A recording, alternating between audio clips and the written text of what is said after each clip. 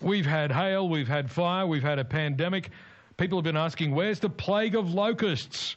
Well, we don't have a plague of locusts, but we do have a plague of federal politicians descending upon Canberra, whether we want them to come to the ACT or not. Some of them have come from coronavirus hotspots and have been required to quarantine for the requisite 2 weeks before turning up in Parliament today. Of course, not all the parliamentarians had to actually travel very far. There's just a very small number that actually live here because they represent Canberra. One of them is Dave Smith, member for Bean. Good afternoon. Good afternoon, Leon. Thanks for joining us today. Obviously, a lot of people have been worried about the potential health impacts of having politicians coming from all over Australia, including from COVID-19 hotspots, to gather together in the one place here in the capital. Of course, precautions have been taken. Are you confident those precautions are sufficient? Leon, so long as parliamentarians do the right thing over these couple of weeks, they should be sufficient, but there's been some pretty strong guidance for MPs and staff. If they're coming from hotspot areas or Victoria, then even if they've been in quarantine, they need to stay away from hospitality venues and retail. So there are some pretty strict rules in place, and I believe in all the public spaces in Parliament House, everybody's required to wear a mask. Yes, that's right, Leon. So it's masks everywhere. I've got my own mask from the markets at Waniasso. Well, that's good. You've been supporting local businesses. I'm glad to hear it. Now, speaking of support, the big ticket item on the agenda for this sitting of Parliament has been the JobKeeper and JobSeeker economic support programs. The government, of course, needs to pass the appropriate legislation in order to extend those programs, but the government's plan is to extend those programs at a reduced rate of payment. Now, the opposition says, well, under the present circumstances, perhaps we should continue at the present rate of payment. Is that right? Yes, that's correct, Leon. So what would you like to see? Do you think you have any opportunity here or any chance of successfully moving an amendment to achieve that? Look, I hope so, Leon. I think certainly what's happened in Victoria over the last couple of months is probably provided pause for thought that we're nowhere near out of the economic woods. And if you look at the unemployment figures, so it's really critical that we're in a position to support Australians and extend these packages for a longer period of time. Now, of course, JobKeeper has been very successful despite some of the cracks in the system through which some people have fallen. And obviously, if it continues at a reduced rate, perhaps it won't be providing as much support. But it's better that it does continue rather than not continue at all, isn't it? Well, that's true. And I guess, look, one of our concerns is hoping at least that the government's open to thinking about the impacts on different parts of the economy. And I think, one of the largest areas, as an example, is removing JobKeeper from areas like childcare, where it can just end up having a bit of a perverse consequence. Indeed it can. Now, of course, JobSeeker, of course, if the legislation goes ahead as anticipated, will be reduced, that supplement payment from $550 down to $250 a fortnight.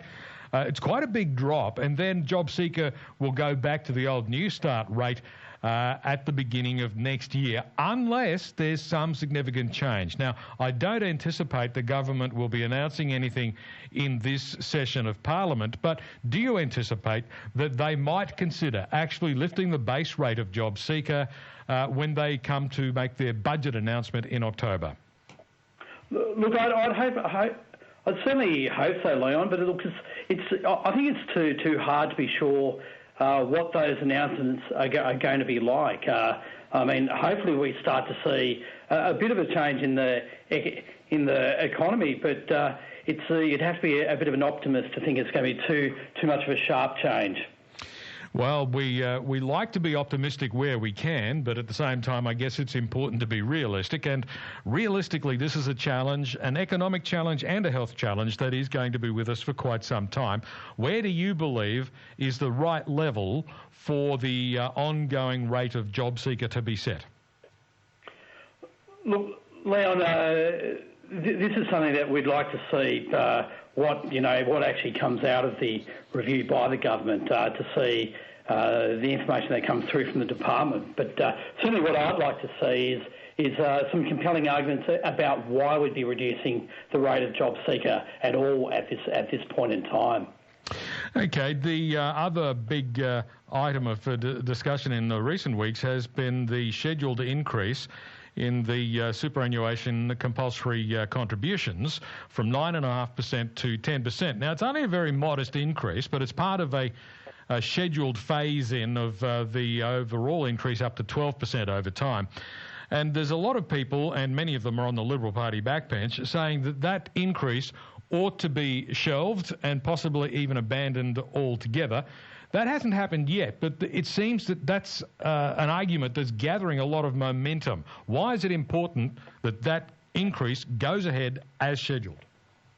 I guess there are two elements to this, Leon. And firstly, it's effectively a deferred pay increase for Australian employees right across the economy, other than the industries where they might already be getting that level of superannuation or higher. So to actually defer it effectively will be deferring a pretty important component that those Australians are entitled to. But I guess secondly, we've seen a lot of damage to superannuation accounts right across the country by allowing Australians to take money out of their superannuation, and it's important that we actually have sufficient savings for people in their superannuation so they can support themselves in retirement. Well, that's the idea, of course, but the argument being put forward by business groups is that employers can't afford to pay the additional money, and that if they're forced to, it will impact upon future wages growth. Do you accept their argument at all? Look, this isn't something that I would accept, Leon. This is something that has been deferred once before. So it's something that's been a known increase now for a number of years. And what have we learned from the experience of having frozen that rate of contribution? I guess what we've still learned is that for too many parts of the economy, the end results of people once they reach retirement age is that they don't have sufficient superannuation savings. So that's still going to be a challenge. And where we can, we want to avoid Australians having to resort from extra support from the social welfare net. Well, that's the upshot, isn't it? If people don't have enough in their superannuation savings, then that's what's going to happen. The Prime Minister has, for the first time, hinted that he's actually reconsidering his position on this. Up until now, he had maintained that the scheduled increase would go ahead. It was an election promise at the 2019 election that it would go ahead, and he was sticking to that. However, it's been reported today that he said, and I quote, "Prior to the election, it was certainly my view that those were legislated changes and increases, and we had no plans to change any of those." He said COVID-19 has occurred, people's jobs are at risk. That said, it is something the government has to carefully consider. Are we being softened up for that increase not to go ahead? Look, it sounds like it, Leon. Liberal governments haven't often been friends of compulsory superannuation. But look, I would hope that the Prime Minister keeps his election commitment. Now, also today, of course, we've seen quite an historical event, really. Parliament sitting for the first time with some members participating by video link. Has that been successful? That's right, Leon. And so, look, during question time today, we had the first two real digital interactions with a question asked by a member of the opposition and from a member of the government. So, thankfully, those two questions worked. We're due to see a number of speakers use the technology a bit later today, so it might be interesting to watch out to see what happens there. But look, as most workplaces across the country have had to adapt, it looks like it shows that maybe we've got the capacity to adapt as well. Well, one would certainly hope so. I've been arguing since the beginning of the pandemic that there's no reason, technologically speaking, why we can't have a virtual sitting of the Parliament. Obviously, you can't just use your home internet connection and do it over Zoom. You need better security than that. But the technology exists. It's just a matter of putting the infrastructure in place to make it happen. So good to see that we've been making some progress on that. And I'm told that Christy McBain has been sworn in today as well.